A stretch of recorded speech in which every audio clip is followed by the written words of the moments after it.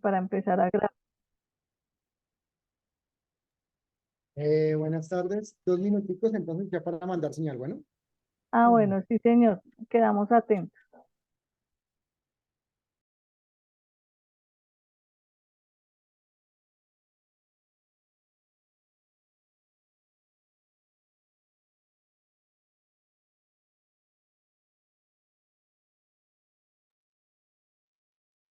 Esperamos entonces que nos den el visto bueno desde el central de audio, Carlos y John. Muchas gracias. Buenas tardes, doña Miriam, ¿cómo está? Hola, Teo, ¿cómo vas? Bien, gracias a Dios. ¿Y Me usted? alegro. Bien, sí, señora. Ah, bueno, me alegro mucho. 10 segundos.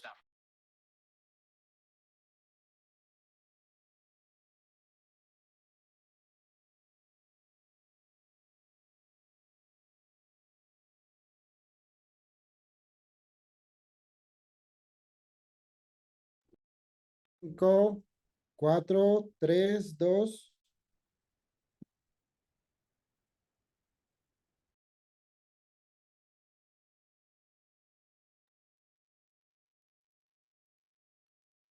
Está al aire, doctora Miriam. Gracias, compañeros. Buenas tardes.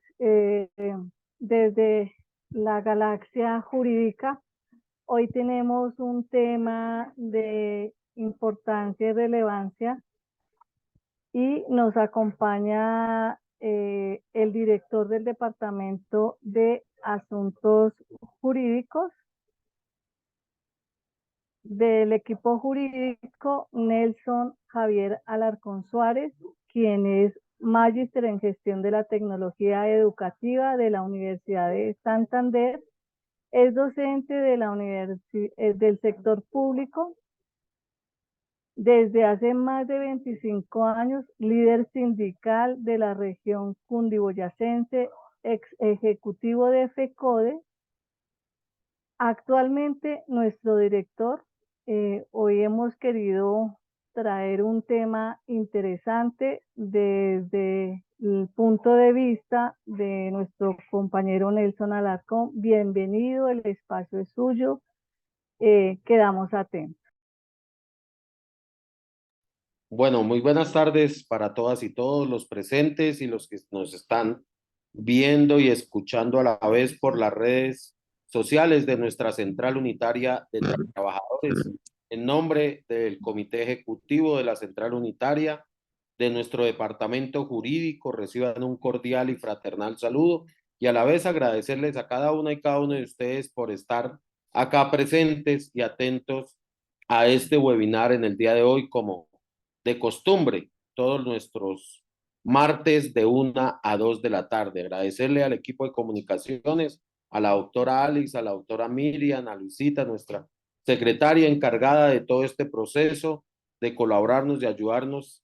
Saludar a todos los secretarios, secretarias de los departamentos de nuestra Central Unitaria de Trabajadores de cada una de las seccionales y a los demás invitados e invitadas presentes. Un tema muy importante como se ha catalogado el día de hoy y para poder analizar, mirar y poder avanzar en todos estos escenarios, lo que es la ley o la reforma estatutaria de la educación. Primero, partir del hecho que es necesaria y que es urgente. Esta reforma a la educación se ha venido planteando desde hace muchos años en los diferentes gobiernos y creo que con este gobierno que nosotros o la inmensa mayoría ayudamos a elegir, ayudamos a avanzar en estos procesos, pues lo planteamos en cada una de las solicitudes que realizamos. Se hace necesario y urgente porque hay que mirar para poder avanzar en diferentes escenarios y uno de ellos, el cierre y la necesidad urgente de cerrar las diferentes brechas que hoy se tienen en educación. Y una de ellas que es el tema de la accesibilidad, a la accesibilidad. ¿Cómo podemos que todos los jóvenes y los niños puedan ir a las escuelas, a los colegios, a las universidades? Aquí hay que dar unas cifras y hay que tenerlos como escenarios muy importantes. ¿Como qué? Como el tema de que hoy niños y niñas en edades escolares entre 5 y 16 años, 2.300.000 están por fuera del sistema educativo en Colombia. Esto quiere decir que están en las calles o están en otros escenarios o están trabajando o están laborando y no donde deben estar en las escuelas y los colegios. Son 2.300.000 niños aproximadamente en estas edades entre 5 y 16 años que tenemos, o sea, de preescolar hasta el grado 11. Y por eso se requiere y se necesita plantear estos escenarios de la reforma a la educación, porque aquí hay que avanzar en esos temas. A pesar de que una de nuestras filiales, como es la Federación Colombiana de Trabajadores de la Educación, FECODE, ha venido generando diferentes procesos de negociación y concertación en cada uno de esas negociaciones y se planteó estos temas, pero que realmente en la práctica no se ha podido avanzar por situaciones que conllevan a qué, que conllevan a que hoy tiene que plantearse como se han acordado en esos procesos de negociación el tema de la reforma al sistema general de participaciones. Y aquí ese es otro elemento que debemos tener, elemento de que para poder establecer esta reforma estatutaria, aquí hay que mirar las fuentes de financiación, de dónde se van a sacar los recursos. Y por eso, conjuntamente, nuestra Central Unitaria de Trabajadores hemos apoyado y a nuestra Federación Colombiana de Educadores, FECODE, que es la que se ha atrevido a plantear y que en sus diferentes acuerdos desde el 2015 se empezó a hablar más acentuadamente. No quiere decir que los años anteriores no, desde la nefasta reforma al acto legislativo 01 del 2001, que recortó los recursos para la educación, no solamente para ella, sino para la salud, para el saneamiento básico, para el agua potable, y que a la fecha de hoy tiene un déficit del tema de la educación preescolar básica y media de aproximadamente 200 billones de pesos. ¿Qué quiere decir ese déficit? Que ha dejado de recibir en los últimos 20 años aproximadamente esos recursos y que por supuesto ha conllevado a esas brechas de desigualdad a que se amplíen como en el tema de accesibilidad. Pero también otro elemento que tenemos para que pueda darse esa equidad, se tiene que hacer una gran inversión en el tema de infraestructura. En el tema de infraestructura de la educación preescolar básica y media y por supuesto de la educación superior, se requiere aproximadamente 170 billones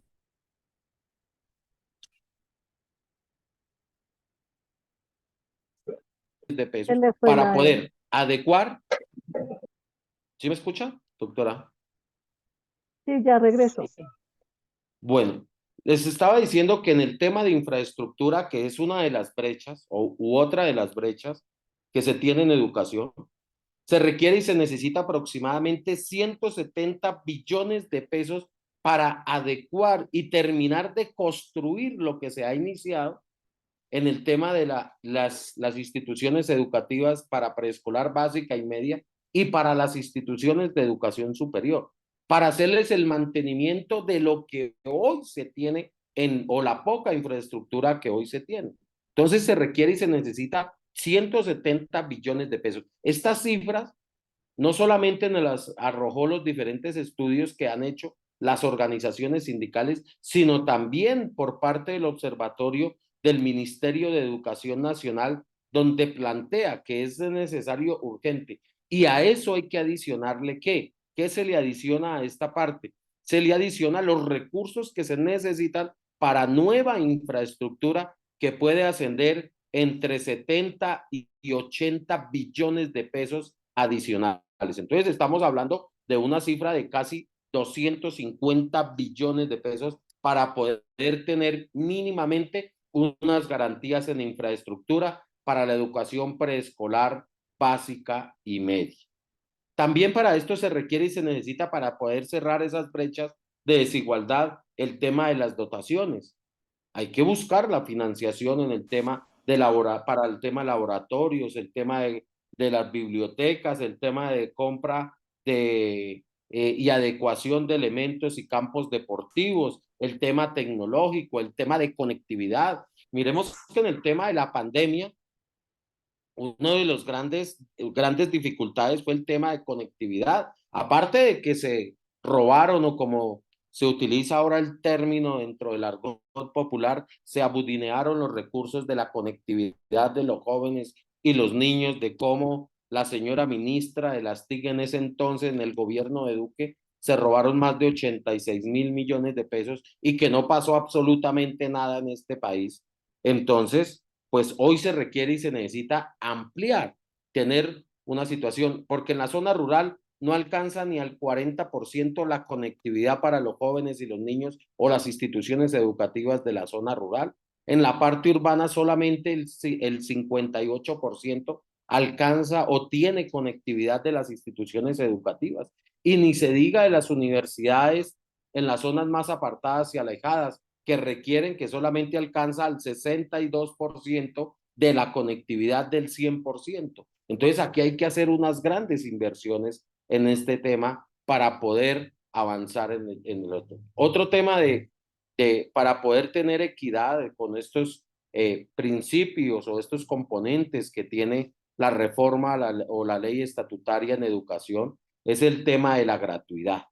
¿Cómo realmente se le puede garantizar a los jóvenes y a los niños, tanto el preescolar, la educación básica, media y universitaria, la gratuidad para que puedan asistir? Pero la gratuidad no es simplemente en el tema de la matrícula para que puedan tener el acceso. Aquí hay que hablar de gratuidad mucho más allá, y cuando hablo mucho más allá, es decir, y hablar de qué, o respecto a qué, pues al tema de la alimentación escolar, el tema de los uniformes, el tema del material didáctico, el tema de las pensiones, el tema de la matrícula, el tema de vivienda para los jóvenes universitarios, el tema de la manutención para los universitarios, ¿sí?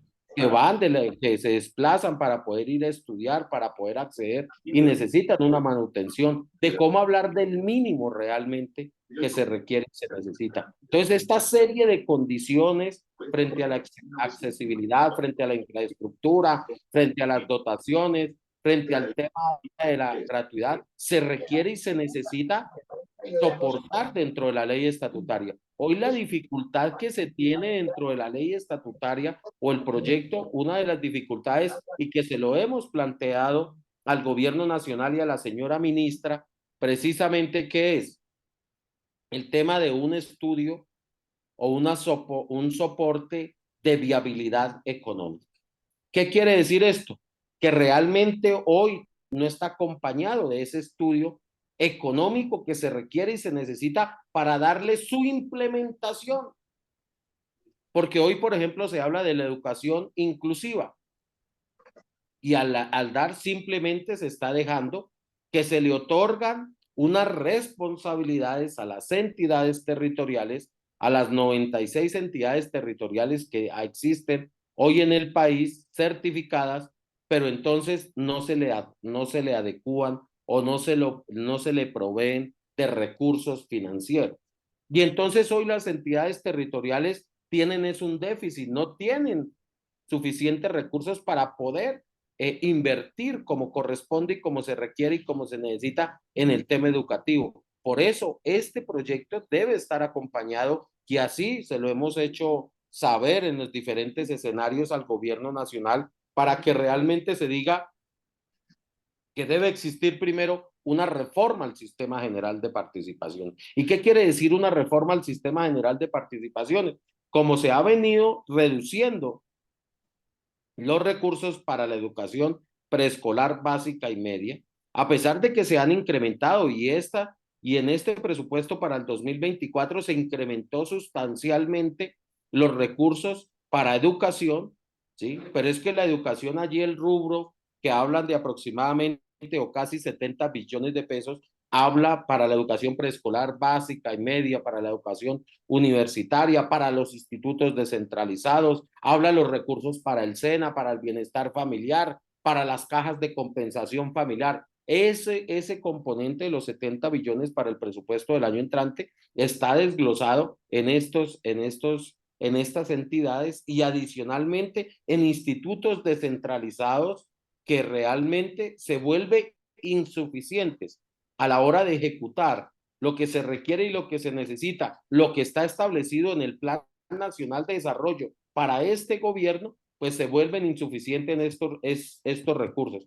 Por eso nosotros desde los diferentes escenarios, desde la central unitaria, desde los sindicatos regionales, desde FECODE, desde los sindicatos de la salud, hemos planteado y seguimos luchando y siguen, por supuesto, los compañeros y compañeras hablando de cómo concertar y cómo presentar el proyecto de acto legislativo para modificar el artículo 356 y 357 de la Constitución Política Nacional para que se pueda realmente avanzar en el tema y se puedan otorgar los recursos suficientes. Sin esa reforma al sistema general de participaciones es difícilmente o queda difícilmente poder cumplir en estos parámetros o lo que se plantea la ley estatutaria en educación. Se requiere y se necesita establecer esas fuentes de financiación porque no se pueden trasladar esas responsabilidades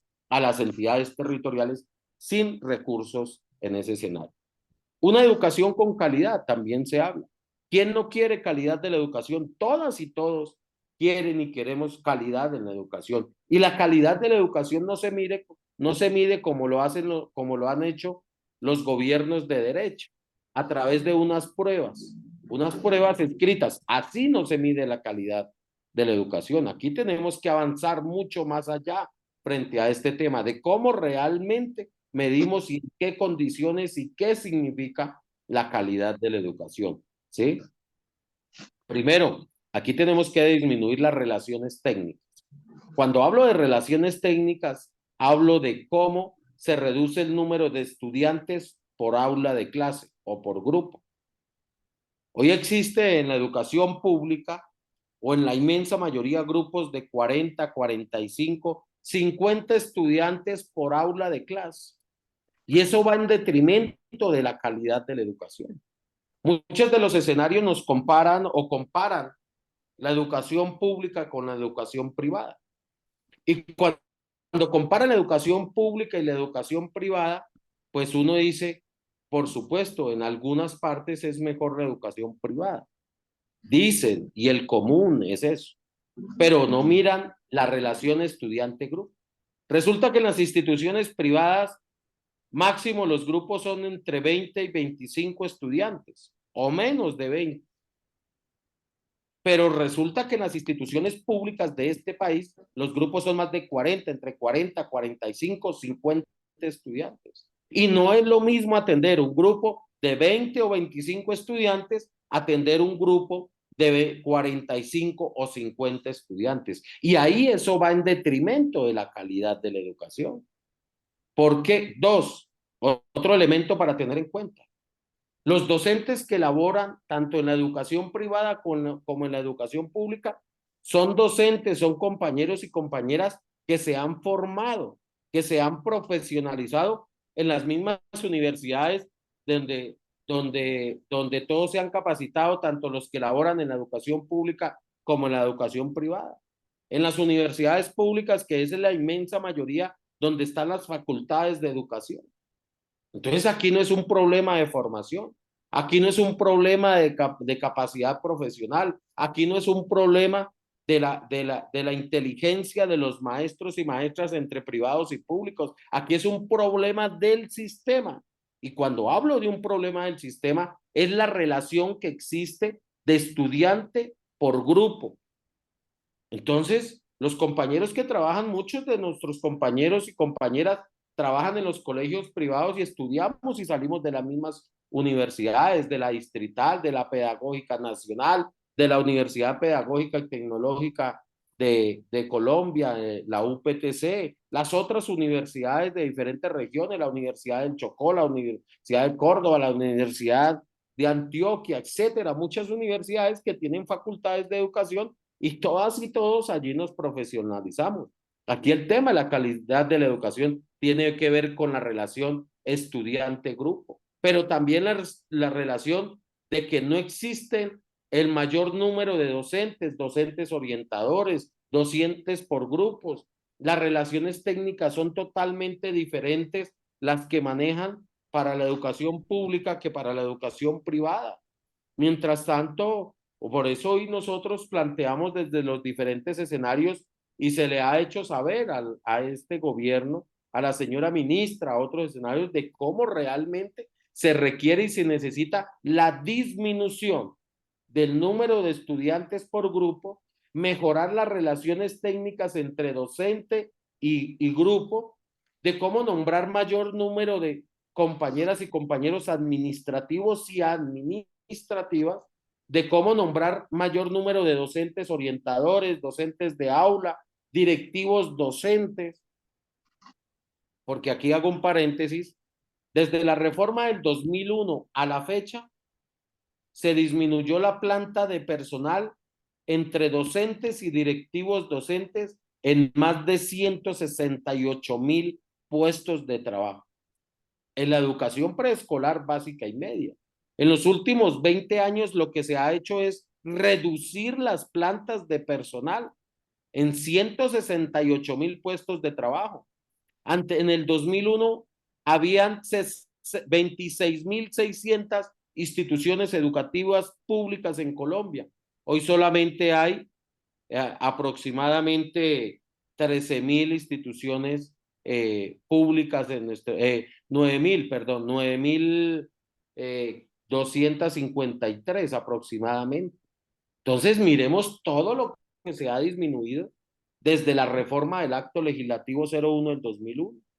Entonces, por eso, hoy se requiere y se necesita ampliación de la planta de personal. Y aquí eso le hace falta al proyecto de ley estatutaria o la reforma a la ley estatutaria de la educación, de cómo realmente se coloca un articulado en donde especifique que se incrementará progresivamente la planta de personal en un término no mayor a 10 o 12 años. Es una de las propuestas que nuestra federación, filial de nuestra Central Unitaria de Trabajadores, lo ha planteado y que se debe pelear, además porque están en los diferentes acuerdos. Hoy se requiere y se necesita mayor número de docentes, directivos docentes, administrativos, docentes, orientadores. ¿Para qué? Para poder tener un mejoramiento en la calidad de la educación en esos escenarios. También aquí se habla, esta reforma estatutaria de la educación, se habla y nos parece demasiado importante el tema de la protección que se le debe dar a nuestros pueblos indígenas, de cómo respetarle su autonomía, su idiosincrasia, de cómo establecer los procesos y procedimientos para tener ese arraigo que hoy se requiere y se necesita. Por eso también aquí, y nos parece avanzado en el tema de establecer un currículo flexible. Un currículo flexible que se requiere y se necesita. Un parámetro, un currículo nacional flexible, pero que las regiones tengan currículos regionales flexibles. ¿Y qué significa esto? Uno, para el arraigo, para nuestra protección a los pueblos indígenas. Dos, para proteger a nuestros jóvenes y a nuestros niños en cada una de las regiones, para que realmente se puedan arraigar y no tengan que hacer ese desplazamiento que hoy realizan desafortunadamente de sus sitios de vivienda, de sus sitios, de sus regiones, de sus sitios de nacimiento para las grandes ciudades, y que eso está generando o ha generado una situación de analfabetismo, de prácticamente desertar de la escuela. Por eso se requiere y se necesita estos currículos regionales. No puede seguir siendo el mismo currículo donde el gobierno nacional, los gobiernos anteriores daban y decretaban unos parámetros y se tenían que cumplir, ¿sí? Hablar el mismo lenguaje, y sabemos que los arraigos, por supuesto, son totalmente diferentes. No es lo mismo vivir en la costa atlántica que en la región andina, o no es lo mismo vivir en la costa pacífica que vivir en el Amazonas o en estas regiones. No es lo mismo. Por eso hablamos de una flexibilización de los currículos para que realmente se pueda formar, se pueda cualificar, se pueda capacitar a los jóvenes, a los niños allí en sus regiones, para que puedan tener ese arraigo que hoy se requiere y se necesitan para tener ese enfoque territorial, para que podamos avanzar en el tema. ¿Cómo fortalecer también el tema de la educación técnica? Ya que hay que plantearlo en dos escenarios.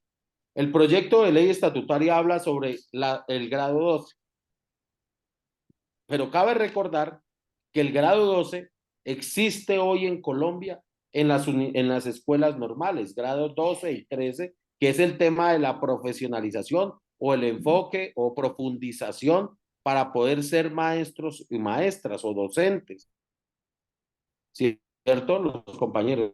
Pero aquí hay que hacer una gran reforma y cómo fortalecer las escuelas normales. Cómo fortalecer esas escuelas normales y cómo profundizar en el tema de la investigación, en el tema de la pedagogía, en el tema de la evaluación. Pero para eso se requiere y se necesita tomar decisiones donde se pueda liberar la asignación académica de los maestros y maestras que trabajan en el grado 12 y 13 de las escuelas normales, pero cómo se fortalece económica y financieramente, cómo se disminuye esas relaciones técnicas de docente-estudiante, porque hoy están en 1.76.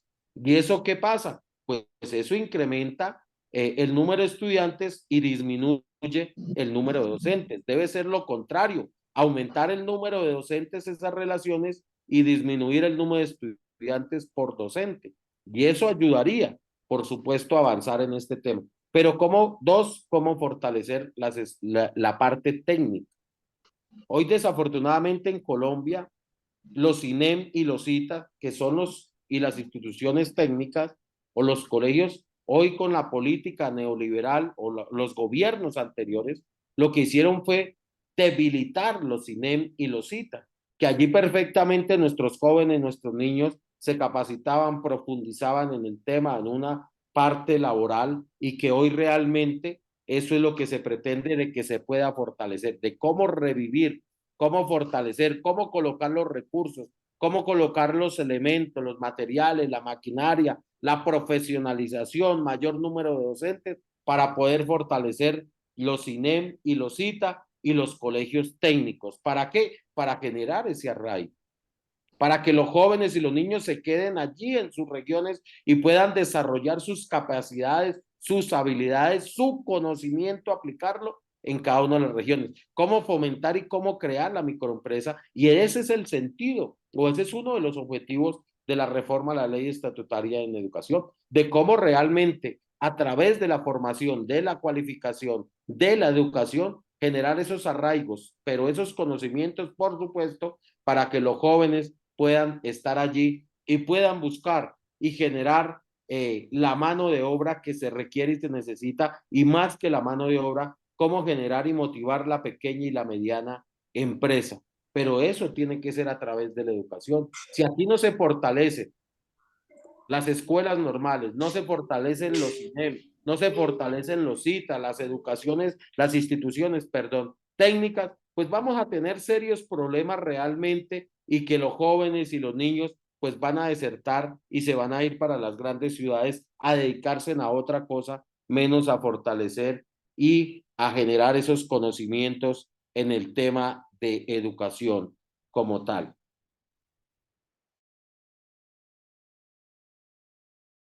De la disminución de los jóvenes en las universidades públicas. A pesar y celebramos que hoy se ha podido decretar con el gobierno del cambio el tema de la matrícula cero. Pero aquí necesitamos llevar más. Hoy tenemos que anualmente aproximadamente entre 620,000 y 650,000 niños o jóvenes y señoritas de grado 11 se están graduando anualmente. Y todos no tienen el acceso a las universidades. Por eso se requiere y se necesita, y esta ley estatutaria, o esta reforma a la ley o esta ley, la creación de la ley estatutaria en educación, le apunta a que todos los jóvenes, por supuesto, en un tema progresivo, porque no va a ser el año entrante, ni en el año 2025, ni en el 2026, pero sí progresivamente, que puedan ir todos los jóvenes y los niños a la universidad. Pero para esto se requiere y se necesita esa reforma y poder colocar los recursos y los dineros frente a esas circunstancias. Por eso es importante avanzar en esos temas. Se requiere y se necesita. Hoy solamente pueden acceder aproximadamente 200.000 jóvenes y niños en todo el país a las universidades, 220, 250.000. Y los otros, por supuesto, no tienen el acceso. Por eso se hace más que necesario esta ley de reforma estatutaria a la educación para poder dar los elementos y herramientas al gobierno nacional, al Ministerio de Educación Nacional, tanto para la educación preescolar básica y media, como para la educación para poder avanzar en estos escenarios. Pero esta reforma requiere y necesita poder dar una mayor discusión, poder recibir y dar los aportes que hoy se requieren y se necesitan. Por eso desde los diferentes escenarios y organizaciones se ha planteado de cómo establecer unos foros, cómo establecer unos conversatorios, cómo establecer las audiencias. Bueno, celebramos que hoy se están haciendo algunas audiencias y necesitamos la participación, pero que esas audiencias, esos foros, esos seminarios, esos conversatorios que hoy se están realizando a nivel nacional puedan tener el carácter vinculante. Y cuando hablo de vinculante, pues hablo de que se va a tener en cuenta lo que están planteando las diferentes organizaciones sindicales, sociales, populares, la academia y todo este escenario. Pero no, yo creo que acá nosotros, y cuando digo nosotros desde el sector educación, nosotros hemos planteado diferentes escenarios. Y uno de ellos, y creo y en ese estamos, conjuntamente la Central Unitaria de Trabajadores y FECODE, de cómo avanzar en un acuerdo nacional por la educación. ¿Cómo hacer un acuerdo nacional por la educación? Pero para poder hacer un acuerdo nacional por la educación, más allá de la ley de reforma estatutaria de la educación, se requiere y se necesita un acuerdo nacional donde participen todos los actores. Aquí se requiere y se necesita la participación de todos los actores. Y cuando digo la participación de todos los actores, tiene que ver con la academia, los académicos, los intelectuales. Tienen que participar acá las universidades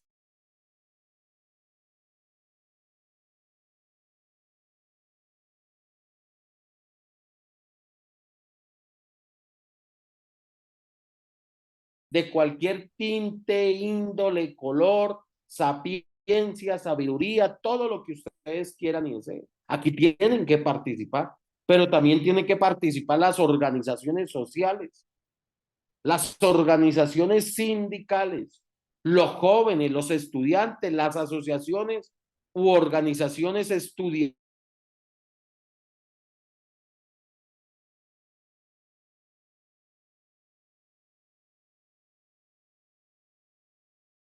Familia, que son los directamente también involucrados en todo este proceso, en el quehacer académico, pedagógico, curricular, pero también aquí otros sectores, como el sector productivo, tienen que participar. Y qué importante sería poder avanzar en estos temas. Y cuando hablo de estos temas y poder finiquitar y establecer unos parámetros de lo que se requiere, lo que se necesita y lo que puede ser frente al tema de la reforma. Usted es de los menos que me ha trabajado, entonces, y es el primero que quiere salir.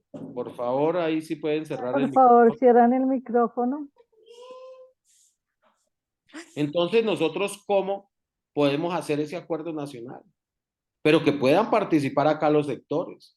Porque aquí no pueden seguir siendo y un buen número de empresarios atacando y atacando a las organizaciones sindicales y sociales, que son los responsables de la mala calidad de la educación, indilgándole cosas que no corresponden como no debe ser.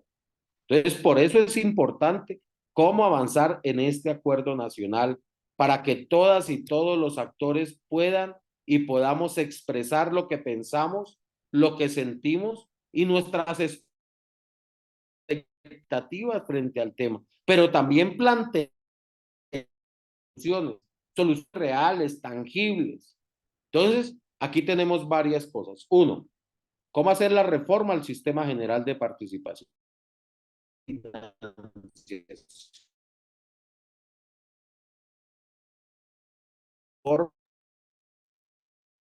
Dos, cómo apuntarle a esa reforma al tema de establecer y poder tener un currículo nacional flexible y un currículo regional flexible, que cada una de las instituciones educativas del país tengan la libertad, pero a la de ser su currículo. Acordemos que se hizo la reforma o la nefasta o el nefasto acto legislativo 01 del 2001, que generó la ley 715, que fue la que reglamentó este acto legislativo. Se establecieron los PEI, Proyecto Educativo Institucional, y muchos PEI se quedaron ahí. Aquí hay que generar y desempolvarlos y cambiar todo este escenario, que se le realiza retroalimentación o modificación algunas veces, pero hay que profundizar en el tema. Por eso se habla y se plantea de un currículum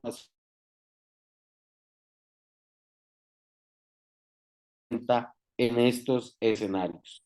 Por eso es importante avanzar. Creemos que se requiere y se necesita. Hoy hay dificultad en el tema de poder avanzar en una reforma o ley de reforma estatutaria de la educación. Cuando digo que tenemos dificultad, ¿qué es? Que realmente no existen las mayorías por parte del gobierno, este gobierno que ayudamos a elegir la inmensa mayoría de los trabajadores y trabajadoras en Colombia. No tiene mayorías en el Congreso, ni en la Cámara de Representantes, ni en el Senado de la República, que no ha podido avanzar desafortunadamente las diferentes propuestas de reforma y grandes transformaciones que hay que realizar, que hay que hacer en nuestro país. Entonces, por eso es una ley de reforma estatutaria a la educación que prácticamente está estancada. Hoy solamente, desafortunadamente, el gobierno nacional, desafortunadamente, solamente tiene o cuenta con 35, 37 senadores máximos para apoyar estas reformas. Y la inmensa mayoría de la ultraderecha y derecha y los opositores al gobierno del cambio, pues están en contravía de estas reformas. Por eso no ha pasado las reformas sustanciales como la reforma a la salud, la reforma laboral, la reforma pensional. Por eso estancaron la reforma a la salud, saliéndome un poco del tema, pero para hacer referencia frente al tema. Porque hoy no existen los votos mayoritarios en el Congreso de la República, o sea, el Senado. ¿Para qué? Para aprobar la reforma a la salud, como se quiere, como corresponde, como debe ser, frente al tema de esto. Para esta ley de reforma estatutaria de la educación se requieren 8 debates, porque es una reforma a una ley estatutaria, parecido a lo que es debates que se requiere y se necesita un acto legislativo. Entonces se requiere 8 debates, no 4 como una ley ordinaria, sino porque es una ley estatutaria, se requieren 8 debates, tanto en el Senado como en la Cámara, o sea, no tanto en el Senado, entre el Senado y la Cámara. 4 y 4, 4 en el Senado y 4 en la Cámara. Entonces, pero hoy desafortunadamente no. Y no sabemos cómo pueda salir, porque a lo que menos le interesa a la oposición del gobierno del cambio es aprobar una reforma estatutaria de la educación en estos términos, como lo ha planteado el gobierno nacional. Lo único que le interesa es que le interesa es el tema de poder generar la privatización de la educación. Por eso los sectores de derecha hablan del famoso voucher, de los bonos pensionales, pero eso es solamente conducir ¿a qué? A entregarle la administración de la educación ¿a quiénes? A los que siempre se han lucrado, a los que se han robado los recursos de la educación. Por eso nos oponemos desde la Central Unitaria de Trabajadores a esas tendencias de los sectores de derecha que lo único que pretenden es pensar en su negocio, en lucrarse y seguirse lucrando de los recursos públicos de la educación. Por eso es importante que podamos apoyar las reformas que este gobierno ha presentado, la reforma estatutaria de la educación, la reforma pensional, la reforma laboral, la reforma a la salud. No es fácil y no va a ser fácil con los resultados que se dieron en este proceso del 29 de octubre. Y se dieron de cierta manera negativos para lo que nosotros creemos, para lo que pensamos, y negativo para las reformas y grandes transformaciones que se requieren y se necesitan con urgencia, como el tema de la ley de reforma estatutaria a la educación. Esperamos poder avanzar en los temas, esperamos seguir aportando y por eso le estamos planteando al gobierno nacional de poder hacer y avanzar en los temas, en los foros, en los encuentros académicos, en el tema de escuchar a todos los sectores y poder hacer un acuerdo nacional para poder retroalimentar esa reforma y partir del hecho que tiene que darse la reforma al sistema general de participación, porque eso sin plata no hay realmente, o no se puede dar mejor, una aplicabilidad a una ley de reforma estatutaria de la educación para poderla implementar. Si no están los recursos, simplemente pues se van a dejar es una serie de cosas que se pueden ver, que se pueden observar, pero que no se podrán implementar porque desafortunadamente con la plata y con los recursos del sistema general es que se tienen que implementar todas las políticas públicas educativas en este país. Esperamos que podamos avanzar, esperamos que el gobierno nacional también, como la inmensa mayoría de las cosas son buenas en este proyecto de reforma, también escuche y sé que está escuchando y va a escuchar a nuestras organizaciones, a la central unitaria, a sus sindicatos filiales, para que puedan tener en cuenta diferentes apoyos, recomendaciones y poder construir ese proyecto de educación y poderlo sacar avante en los diferentes escenarios. Yo dejaría ahí, creo que espero haber sido claro, preciso en cada uno de los central unitaria a la educación con los ajustes pertinentes, sugerencias y recomendaciones que han realizado nuestra federación, nuestros sindicatos en las diferentes regiones y por supuesto lo iremos a apoyar en los escenarios que corresponda y que se tengan a bien.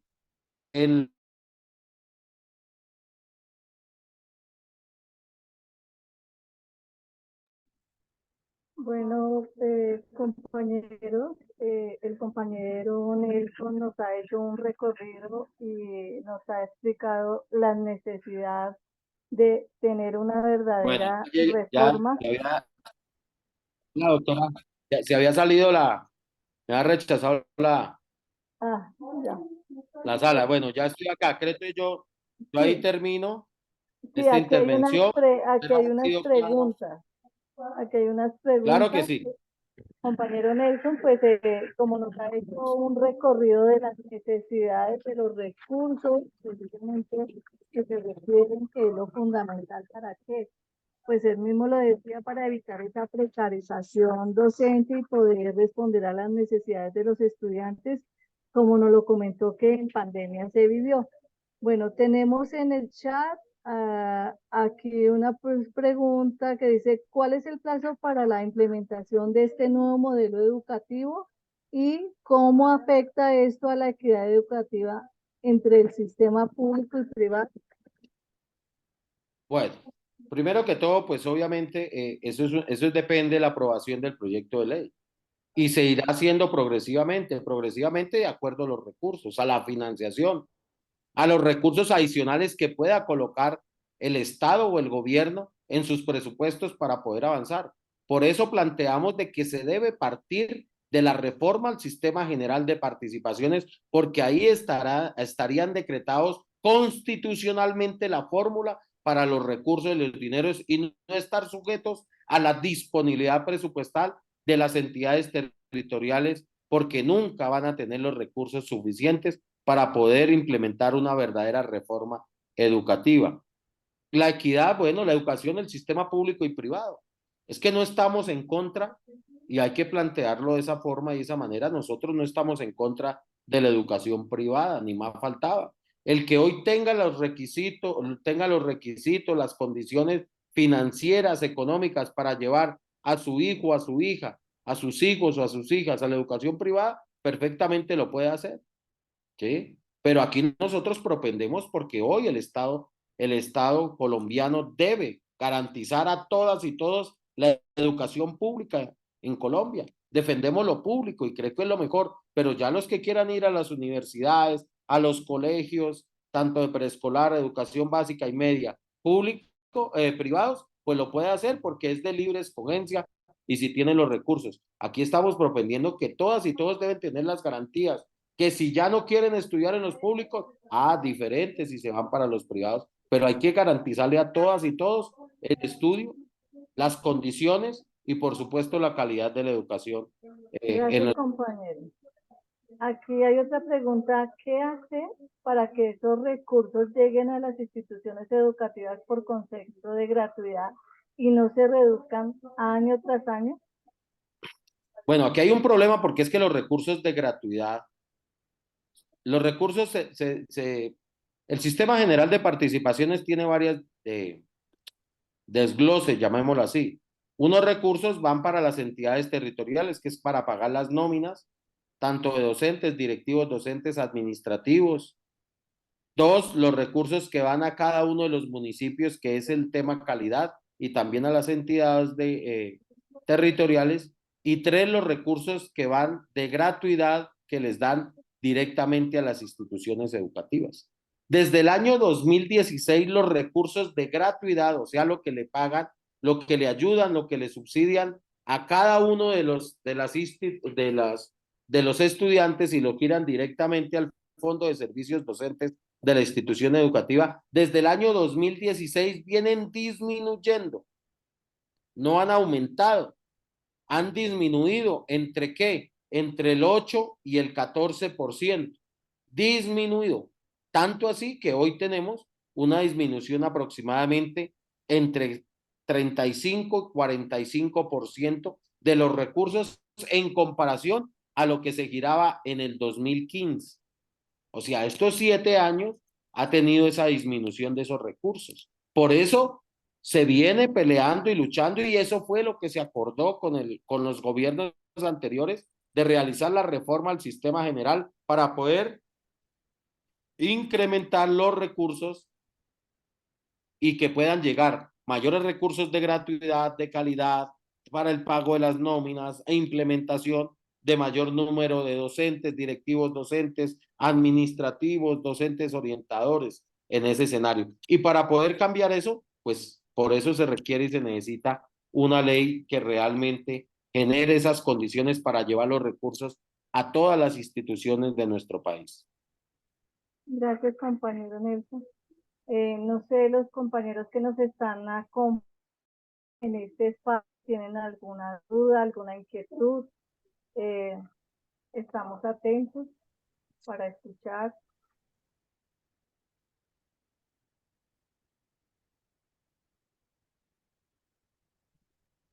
No todos al tiempo, parece que ya como que el hambre nos tiene calladitos.